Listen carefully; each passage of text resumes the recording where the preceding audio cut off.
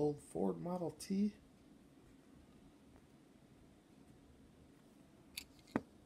I think it's a Model T. It might be a Model A. I don't know.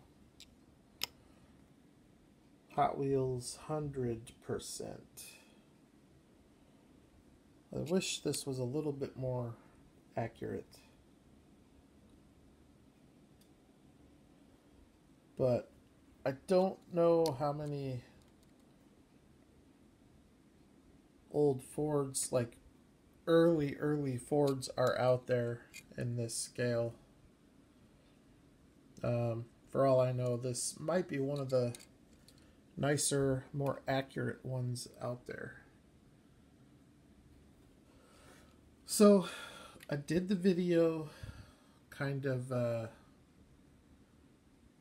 don't know, kind of like an overview of the layout. So now we're going to look at some die casts.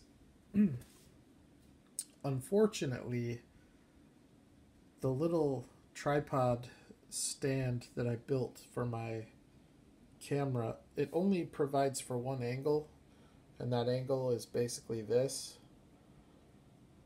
So I'm just gonna have to from this point freehand the videos. So I feel like the layout came out pretty good. It's definitely the best I've done. And I feel like there's a decent amount of detail in this layout, so it would only be fitting to showcase some highly detailed cars in the first showcase video. So we'll start with this Tomica Limited Vintage Nissan Prairie wagon, known in the United States as a Nissan Stanza wagon. Pretty rad little car. I love this little oddball stuff.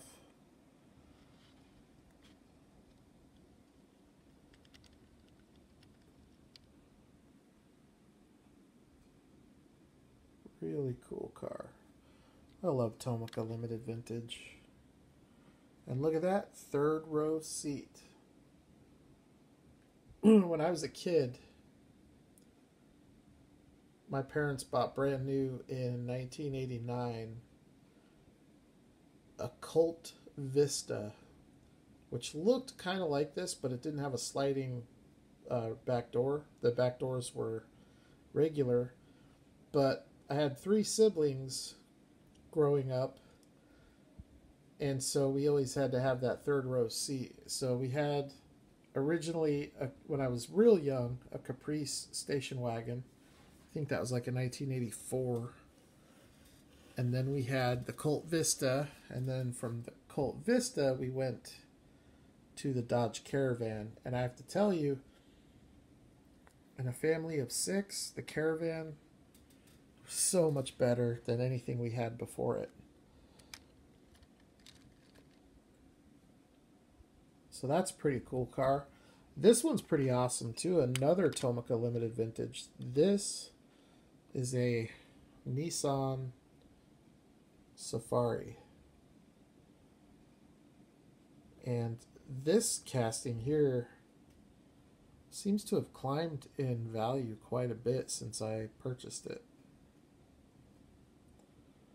It's not the $20 car that it used to be. Sure, if you look hard enough, you may be able to find one of these for 20 to 30. But it seems like they're starting to go for a lot more than that. I don't know what other colors it's been out in. I think it came out in white. But you know me, I'm very partial to silver cars in this scale. But it's just a fantastic looking truck. It's large too. I mean, this thing, I'm trying to think of, because I mean, it's not quite suburban size, but it's not it's not Tahoe size. Like it's a good size SUV. Much larger than anything that Nissan had available here in the US. Because I think at that time, the biggest Nissan you could get in the United States was the Pathfinder. And this thing is quite a bit larger than a Pathfinder. So that's a cool truck. Let's park that in front of the old service station. Yeah, a little C210 Nissan Skyline. Also from Tomica Limited Vintage. These cars do look pretty good on the layout, I have to say.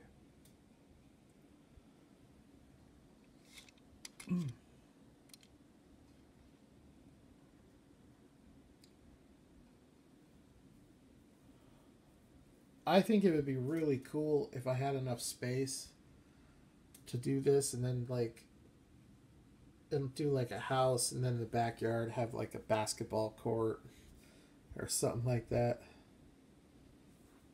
I don't know how or why that even popped into my head. So I got a couple of new Tomica Limited Vintage. This is one of the newest in my collection.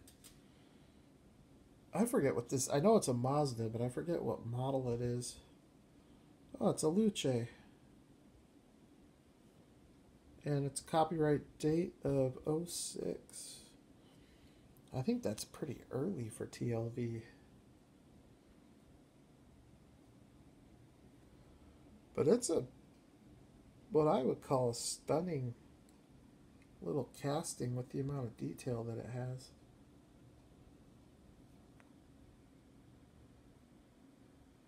Its headlights look killer.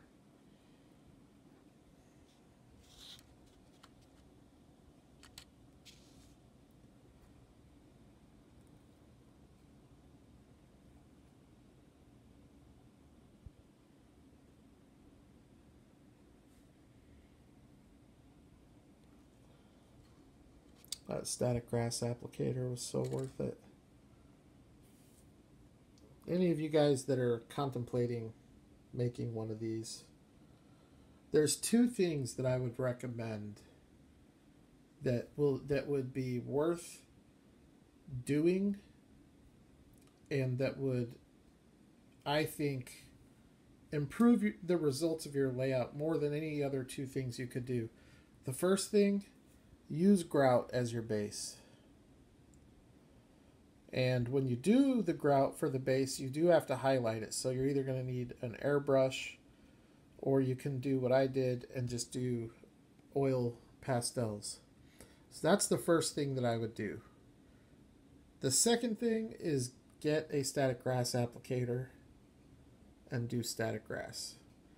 Because that combination of two things will make more of an impact on the overall result of your layout than anything else, in my opinion.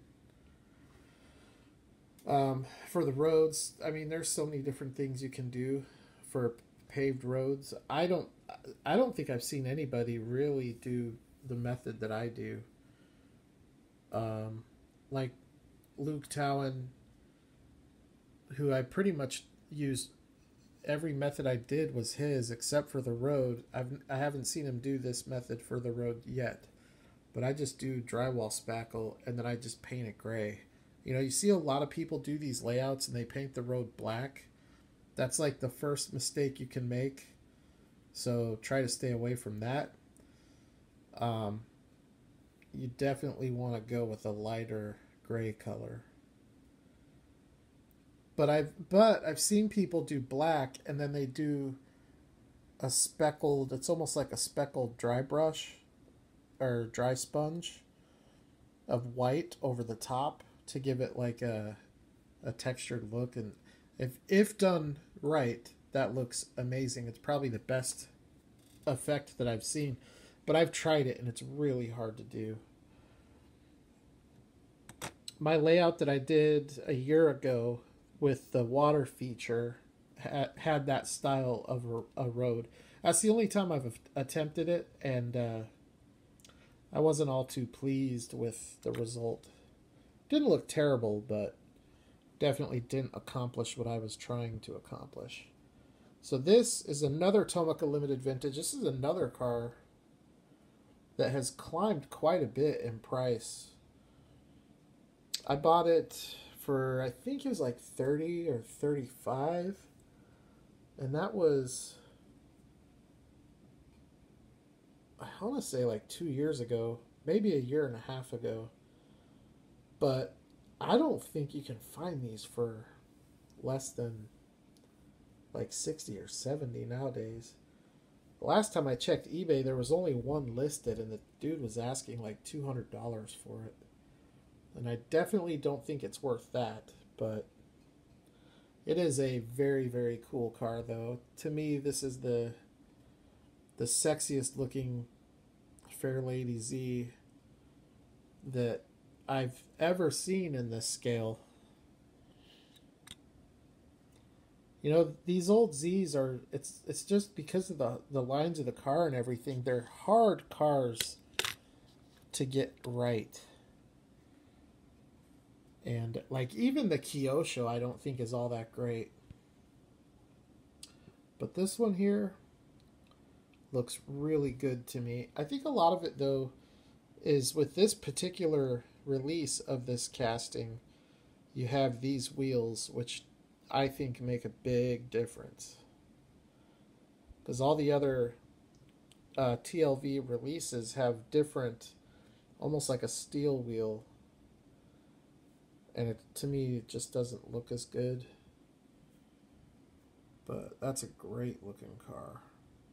This is one of my favorite cars in my entire collection. In fact, Lamar Fashion at Free the Peace this week posted on Instagram, if you could only keep one car in your collection, what would it be? Now, that's almost too hard to answer. I was thinking it would be my Konami Toyota Starlet, but it quite possibly could be this. Because if the question is, what car of every car in your collection do you think looks the best? If that was the question, this car very easily might have won.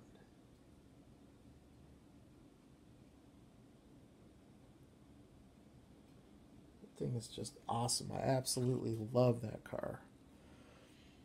Another new one to my collection is this 1975 Mitsubishi Galant GT.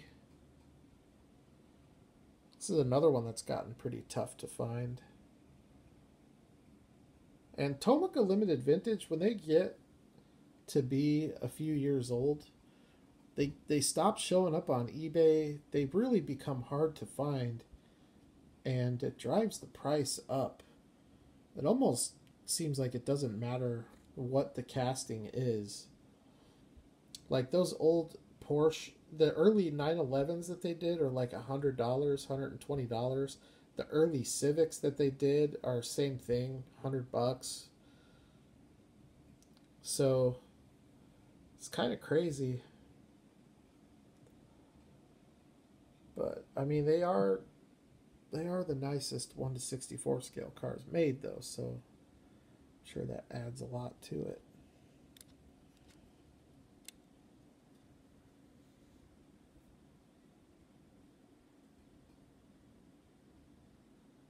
That thing is just wicked cool, man.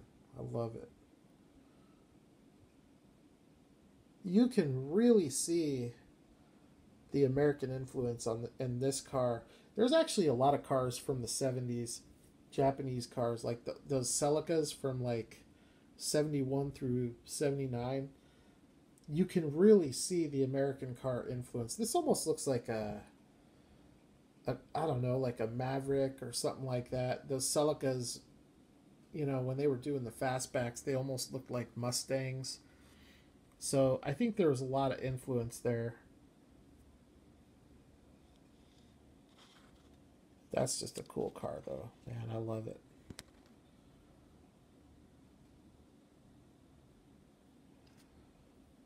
What else did I get out? Oh yeah. Let's do a couple Kyosho. 22BB. Is that what that is? 22B. Subaru Impreza. Love me some Kyosho.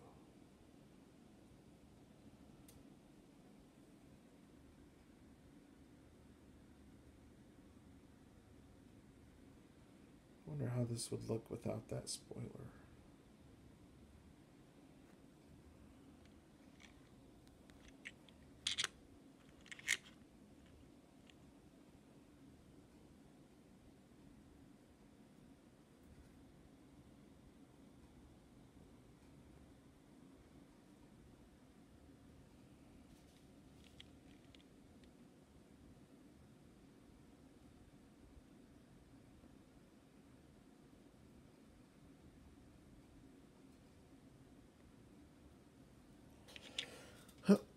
And one more, another Kyosho. What seems to be a fan favorite, also one of my favorites. I wish I had kept the other one that I got. This is another one that has tripled in price since I purchased it. I bought this one and the white one as a pair for $25. Shipped. And I traded away the white one, which is a major bummer, but I think I like the silver one better. So it's not that I regret trading that one and keeping this one, because ultimately I would just like to have both of them. But at least I have a nice G-Wagon in my collection. These have become very popular, very sought after, and that has driven up the price. It's also made them very difficult to come by.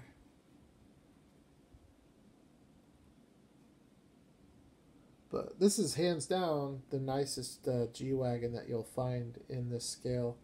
I know there's quite a few brands that have done it now, like Maisto has done the G-Wagon. Shoot, even Matchbox has done it now, although I think that one's an earlier model. Majorette did the G-Wagon.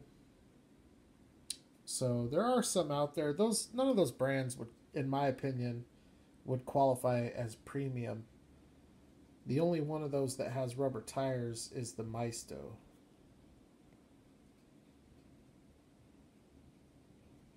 So, I don't know. And a lot of those Maistos, including the G-Wagon, are kind of cartoonied. The way they have the wheels. Like they did that Infinity, which I thought, you know, it was in the Transport. I thought that car could have been really cool if they just would have done it normal.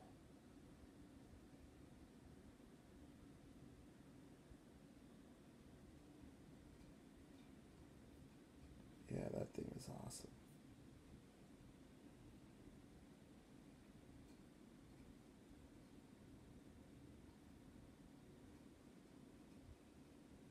Really cool looking.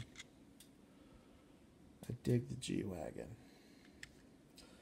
So, as I've done a couple videos now on this layout, and as I've kind of played around with it a little bit, I have come to realize a couple of things.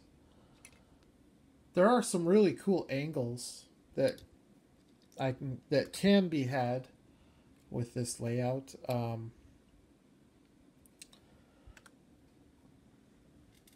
I can get a lot of cars on it for doing these videos. I can get a bunch of cars down here, but also up here.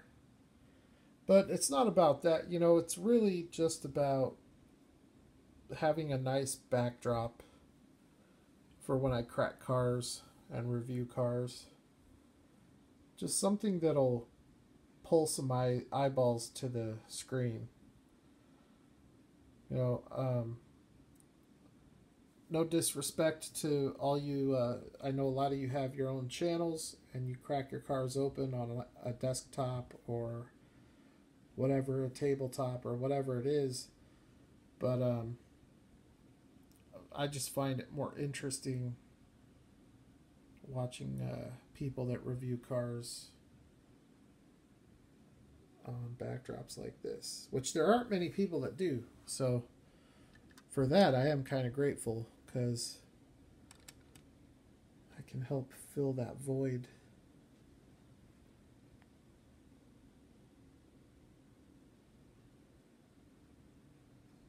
But I am appreciative of all your guys' support.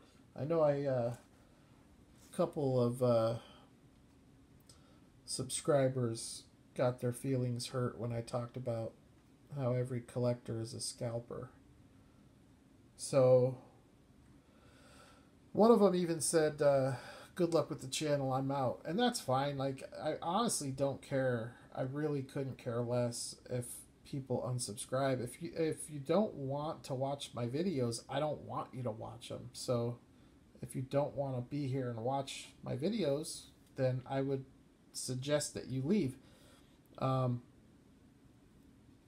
not going to agree with everything I say, and if you have any kind of like rationale to your mindset, you know that. I know all the channels I watch on all the different categories that I watch everything from diecast to comedy to politics. There's no one that I agree with 100% of the time. Nobody. But I stand by my statement. I'll put it to you like this. I've been collecting almost 5 years. I've met one person that entire time. Out of the hundreds of people that I've met one that doesn't scalp. He literally keeps every single car he buys. He's the only person I've ever met like that. Everybody else I know, like, they don't collect Hot Wheels at all. But if they find a Super, they're going to buy it so they can sell it and buy one of their Ultra Reds, or vice versa. Everybody does it. It's just done at a different level. Someone else commented and said that if you're a collector, you can't be a scalper. Scalpers are people that don't collect, that strictly buy diecast to sell it for money. That couldn't be further from the truth. Scalping is simply when all it means is you're buying diecast, or anything for that matter. It could be Funko Pop, it could be mystery minis, it could be action figures. It doesn't matter what it is. All it means is that you're buying something at retail to flip for a profit. That's all it means. And it doesn't even necessarily need to be to sell for profit. It could be, look, I collect green machines, but I found a Super. I'm going to buy the Super for $1, and I'm going to trade it for a green machine. That is scalping, because you don't collect Supers. You didn't leave it for the next guy. And there's really nothing wrong with it. It's just is what it is. It's just the way it is. And so many people cry about scalpers, and I know I anger a lot of people when I have these videos, but like, if you're one of those people that gets all like butthurt about scalpers, then man, that's just, I just don't. Why would you worry so much about that? Like, worry about yourself. Worry about how you collect. Don't worry about what other people do. Well, they buy everything, so I can't get them. Yeah, they just beat you to it. That's all it is. That's really all it boils down to. Just get up a little earlier and try to beat them. I've done that a bunch of times. It's the best feeling as a collector is when you beat your local scalper to the pegs and he walks up on you. That's the best feeling. And it's happened to me a handful of times. That is the greatest feeling, especially when you find that chase car. And you make sure that as you're holding it, you make sure he sees it. I love that. That's awesome. It's just all part of the hobby. It just is what it is. Honestly, though, That's part of why I've gotten into this kind of stuff here, because I find doing this type of stuff as enjoyable as the diecast, maybe even more enjoyable, and it's a lot less expensive. So definitely something for everybody to consider. Although, if you haven't made a diorama before, your initial investment's not going to be, it's probably not going to be cheap.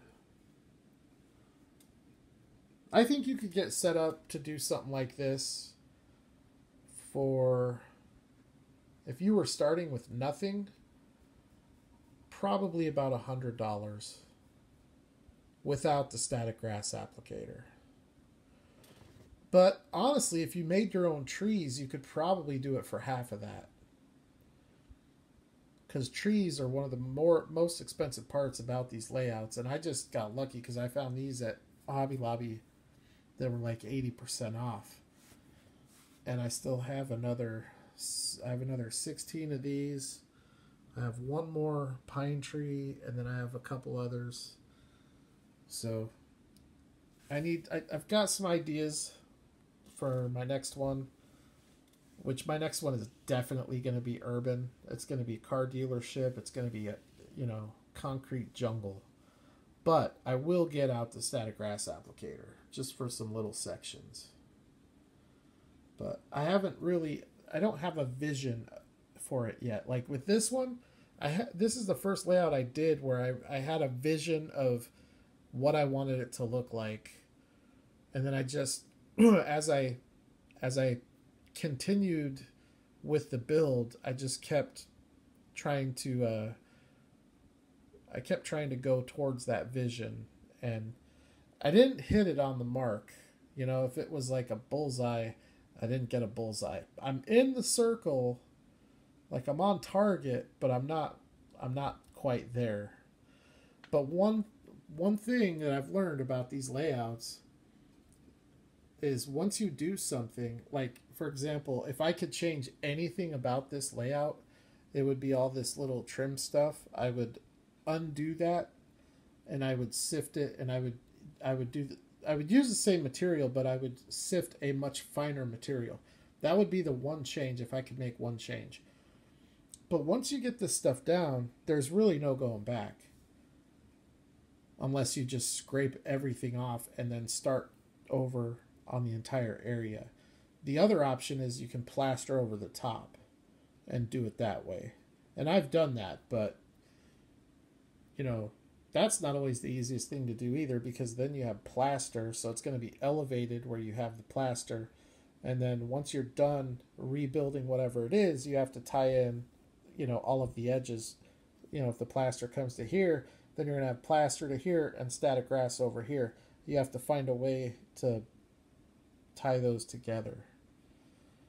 So it's just hard. You can't just erase your mistake. Like when I started weathering this road, I started with like a yellow ochre color, and it was showing up way too yellow. And so basically what I did is I just went with straight white, and then I just put a little hint of the yellow ochre color in it, and it gave me, I don't know, kind of like a really light raw sienna type of a color. But it was probably 90% white. But, stuff like this you can undo because you can just pull that off. But the static grass, once it's on there, you can't remove it without doing major damage to the layout. So that's why it's, if you veer off just a little bit, you could end up, when you hit your goal, you could end up way off the mark. So, but it was fun. I mean, like I said, this is the first one I've done where I actually had a plan. Every other layout that I've done has just been, I'll just throw it together and see how it comes out. I had somewhat of a plan with the layout I did with the lake. I had that somewhat thought out. And it was cool that had a water feature, but I think this layout here is 20 times nicer than that layout, and that's without a water feature. You know, water feature definitely adds a cool factor, but this one is just so much better because I just think the quality of the materials, that's the most important thing, is the materials that you use. That's going to have far more impact on your end result than your skill set. So if I could give one piece of advice, it would be be very careful about the materials that you use. I would recommend tile grout and static grass. Those are the two things that will get you the best result. But all right, I'm just rambling on. It's Friday night.